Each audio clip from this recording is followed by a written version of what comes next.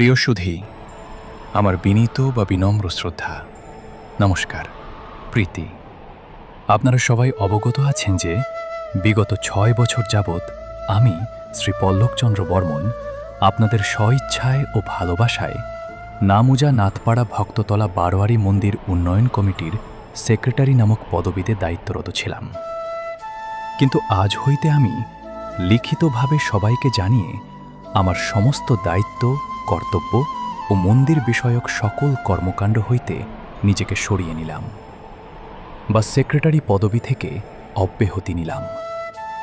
দয়া করে সকলে আমাকে ক্ষমা সুন্দর দৃষ্টিতে দেখবেন। নিজের ইচ্ছা প্রকাশ আমি সর্বসময় সমাজের মানুষের ভালোবাসার কাঙ্গাল ছিলাম।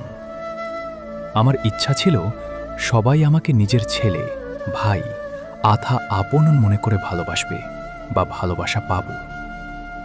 আমি আমার সাধ্যমতো নিজের সব সময় সমাজের মানুষ তথা সমাজের মঙ্গল কর্মকাণ্ডের কথাই চিন্তা করে এসেছি। কিন্তু হঠাৎ করে ২০২০ সালে সমাজের মানুষ আমাকে সিলেক্ট করেছে। আমার সাধ্যমতো চেষ্টা করেছি ভালো কিছু করার। চলুন একটি দেখি আমি কতটুকু করতে পেরেছি। ১. প্রথম স্বপ্ন পূরণ। বিগত কয়েক বছরের ভাঙা সমাজ এলোমেলো সমাজকে একত্র করা, যার সিদ্ধান্ত আমি নিয়েছিলাম। আমি চেয়েছিলাম নাথপাড়ার ৩ গ্রামের সকল হিন্দু মানুষ একত্রিত সংঘ করে তুলতে, যার পরিপ্রেক্ষিতে একত্রিত করার ব্যবস্থা ও সম্মিলিত অনুষ্ঠান। ২. দ্বিতীয় স্বপ্ন পূরণ। মন্দির উন্নয়নের কাজ করা। আমি সর্বসময় স্বপ্ন দেখতাম নাথপাড়ার মাটিতে সবার সম্মিলিত চেষ্টায় একটি আধুনিক মডেল মন্দির তৈরি করার, যার পরিপ্রেক্ষিতে সবার সম্মিলিত চেষ্টায় ও সবার সহযোগিতায় মন্দিরের সৌন্দর্য বৃদ্ধিতে চারিপাশে প্রাচীর নির্মাণ প্রথম কাজ। ৩. তৃতীয় সাফল্য। প্রাচীরের উপর গ্রিল স্থাপন। ৪. চতুর্থ দফায় আমার স্বপ্নকে আরও এক ধাপ এগিয়ে নিতে দূত হয়ে এসেছিল সরকারি সাহায্য, যার পরিপ্রেক্ষিতে সবার অনুমতিতে পুরাতন মন্দির ভেঙে নতুন করে মন্দির স্থাপনের কাজ শুরু করা হয়েছিল। কিন্তু দুঃখের বিষয়, সরকারি সাহায্যে ভিত্তি স্থাপনের কাজও সম্পূর্ণ হয়নি। এমন অবস্থায় সবাই এলাকাবাসী যখন হতাশ হয়ে পড়ে, কিন্তু আমি হাল ছেড়ে দেইনি। আমার দৃঢ় মনোবল নিয়ে আবার কাজের জন্য লক্ষ্য স্থির করি। ৫.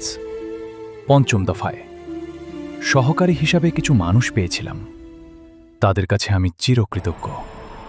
সেই সকল মানুষকে সঙ্গে নিয়ে এলাকাবাসীর দ্বারে দ্বারে ভিক্ষা করে ভিত্তিবিম ও 10টি কলাম প্রতিস্থাপন করেছি। মাত্র ৪ বছরের সফলতা।